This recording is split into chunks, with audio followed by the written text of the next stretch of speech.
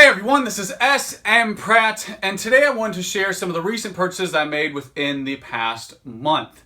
Within the past month, I've spent over $20,000 on first edition based product, and I wanted to share this with you as a real example to better explain and discuss the relevant topics for serious collectors in relation to adapting to the market, strategic risk, opportunity cost. I really want to go over these in detail through the vehicle of first edition base.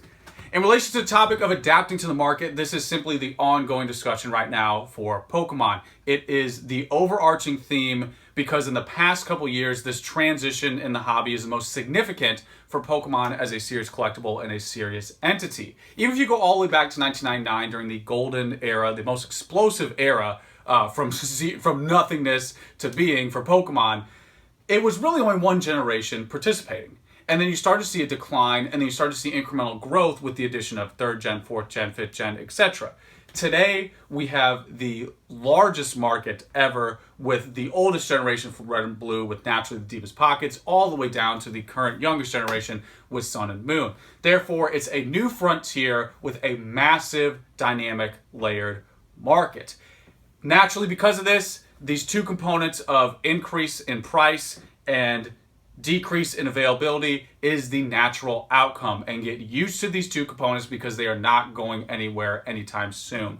And I think this is difficult to adapt to for collectors who've been around for 3, 4, especially the further you go back in time. Collectors who've been around for a minute, it's difficult to adapt to this market because it's almost entirely different from 10 years ago. And this is why I chose to really bring over these cards and discuss this actual example of buying something today from someone who was actually there 10 years ago. Because usually the off-the-cuff reaction is, man, if I were around 10 years ago, I could have bought these cards for next to nothing. I was actually around 10 years ago, and I just simply chose to not buy all these cards. And I really want to discuss that. You know, what is the reality of that? You know, people say, oh yeah, cards were next to nothing then. They were so cheap. Sure, they were. But guess what else was next to nothing? The entire market. The entire market was so slow and boring. Nothing was happening. Hell, not even all the gold stars were released yet. I mean, imagine that. 2006, 2007, not even all the gold stars were out yet, until Power Keepers. I mean, it was just so slow. If you go on Bulbapedia and look at the difference between promos from 2007 to today, it's unbelievable. All the collaborations, all the crossovers, so much going on today, where back then in 2007, it was just barren. So I think a lot of people snipe and cherry pick the prices, which don't get triggered by these numbers. Prepare yourself. Some of the prices back then for a PSA 9 first edition based Charizard, for example, I remember struggling to sell this back then 10 years ago for $260. I remember that price was too high for the buyer, $260. You could put a 0 on the end of that price, and that's still under market value today. And I think a lot of people are going to say, wow, that's insane. $260, that's insane. Sure, for today's market, it is. That's insanely low. But again, if you actually go back to that market, it was so slow to move product. It was so slow to try and sell anything. And moreover, just getting $260 in hand versus what, the $3K comparable today? Which one is more capital? Which one's going to provide you with more opportunity? Yes, back then you had more opportunity to buy the ungraded cards and, the ungraded cards in mint condition and grade them. But the market for grading wasn't there yet. Selling those cards didn't exist yet. Power Keepers was still only $90 out of the gate. Okay, so the market was not there for you to make the money like you can today. The market wasn't there for you to trade the cards like you can today. And with $3,000, even if you threw a lot of that in a new product, hell, you can get boxes cheaper today, new product, than you could then. There's so much more opportunity today. Sure, you can't buy the exact cards you could then for the same condition, but that doesn't matter. There's just so much more going on today. So that whole entire fallacy, that emotional, which I get it, I know it comes from feelings, because when you see those numbers, from back then, you fictionally just see the numbers and you don't look at the reality of it. But for someone who was actually there in that market back then and the market today, it's a completely different complexion. The opportunity just simply didn't exist, period. It just was not there. So the point from this with this actual purchase is I just chose not to buy those cards. And today I did. So therefore, I have to pay the going rate for them. Whenever I go to a seller, I can't say, hey, you know what?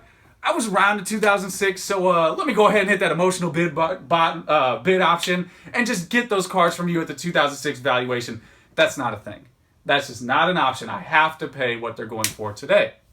And this brings us into the strategic risk and opportunity cost part of the video, because people are probably going to think, okay, well, you were around then, so why didn't you buy these cards back then when they were cheaper? Fair. It's a fair question, right? The reality is there was nothing indicating that, Pokemon would grow in the way it would. And again, from 2007 till now, nothing's changed for me as a collector. I simply value these cards. I simply like looking at them. And even now, just looking at any card, I just had that visceral reaction. I don't care how weird that sounds. That is what it is. That's the core principle behind all this. And the same thing is today that it was then. But the reality is that, back then there was nothing indicating that the hobby would grow the way it did. There wasn't Pokemon Go. There wasn't Nintendo 3DS. There wasn't Gen 6, 5, 4, so on. It wasn't there yet. So there's nothing indicating that. No, and today, you're probably like, oh, wow, first edition base, that's a very, very established set, right? It's expensive, right?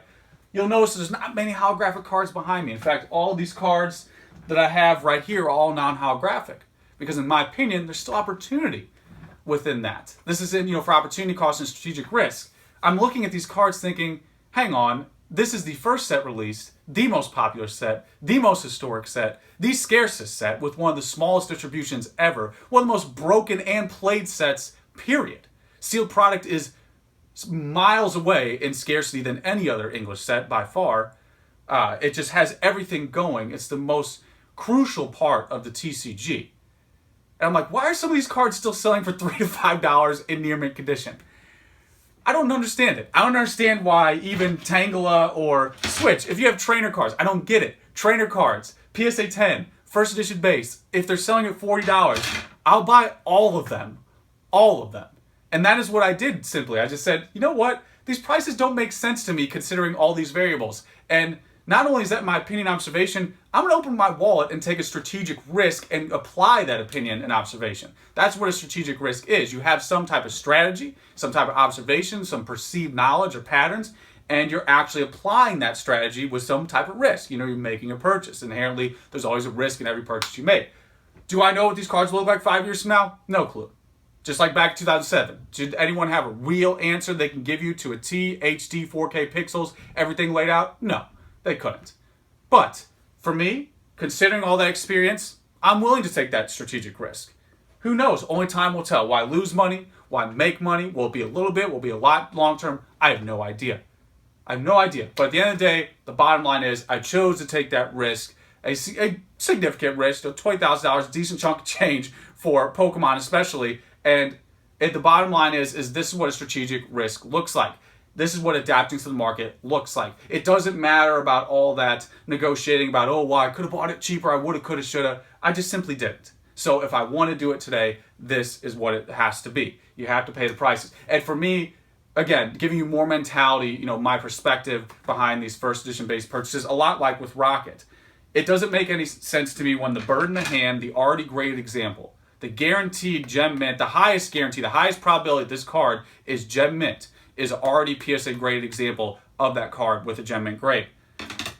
For me, it doesn't make any sense if the bird in the hand option is the most prudent option. That's my metric for finding something. I'm like, why is the most guaranteed option on the most of these are purchased on eBay or through the open market? Why is the bird in the hand option, the safest option, also the most prudent? Doesn't make any sense. And by prudent, I mean if you can go and buy a pack, for example, break that pack, throw it through PSA, and then come out with a better margin, that would make sense. But you can't do that first edition base. What's the realistic answer for sealed product? It's the scarcest by far, and any packs that perfectly show up on eBay are maybe $500-ish. They're probably going to be weighed. So therefore, you pretty much have to get all 10s on everything to even be in the black, to even be okay, to even break even, versus buying most of it on already graded. So therefore, it doesn't make any sense to me. So just buying it up, don't care, just buying it up. And again, I'm simply sharing my example of one purchase that I've made, or a couple purchases I've made within the past month, because it encompasses really, I think, everything right now in the hobby in relation to a serious collectible. For people who have that market aspect going on, which again, it's just part of adapting. It doesn't mean you don't value these cards. Like I said, when I look at these cards, I still have the same visceral reaction that I do from 1999. It does not go away. Just because you have more knowledge of the market doesn't mean it diminishes your personal value.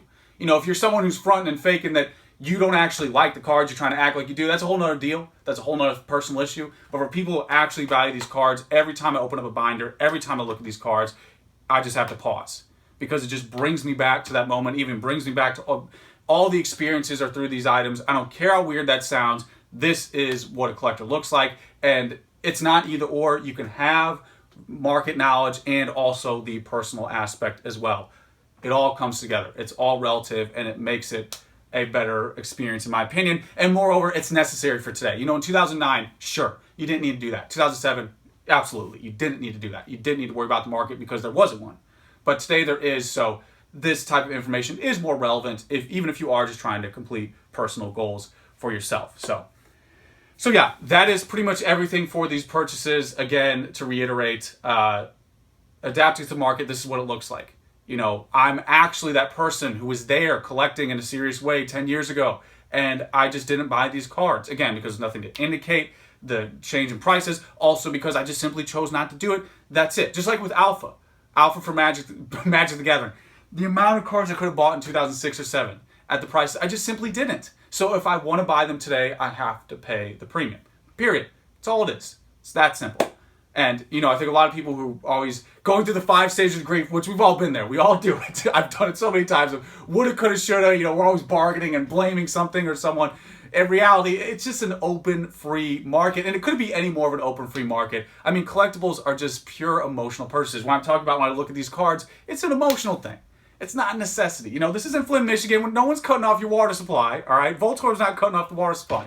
This is something that is purely an emotional purchase. There's no real necessity at the end of the day. So, all that bantering and all the frustration about the change in the market, that's more reflection of the individual, and if anything, I'm going to try and make more and more videos to give you more specific examples to hopefully soothe that pain, because we've all been there. We've all had the frustration of things change. You're used to a price. I think a lot of people in Pokemon have a heavy emotional investment in a lot of these cards they don't own. I don't see that in other hobbies. Maybe because this is that recent transition to the new market.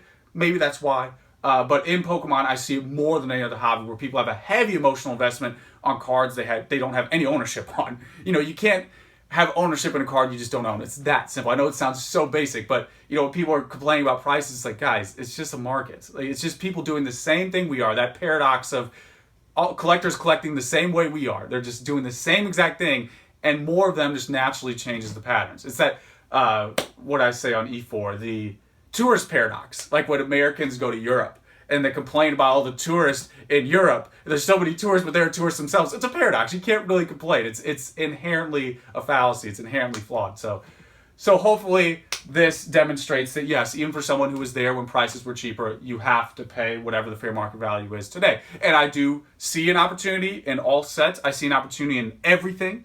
And for the ones that I feel like I want to take that strategic risk, I do. But at the end of the day, keep in mind, a strategic risk is just that. Strategy helps you, but it doesn't fully negate the risk. Nothing in life is guaranteed, period, except death and taxes. Maybe you can bargain and finagle taxes, but you can't death. But there's nothing guaranteed in life. So the same is true for hobbies. You can have all the knowledge, all the experience, even if you have a ton of capital, that helps, of course. But at the end of the day, there's always going to be some risk. Hopefully this showcased what a strategic risk looks like. As usual, guys, if you have any questions, suggestions, let me always know your thoughts. I like reading through everything. Wish I had more time to talk with people. I try to post on E4 for people where we can get into real in-depth discussion. But as usual, let me know your thoughts, guys. Till next time.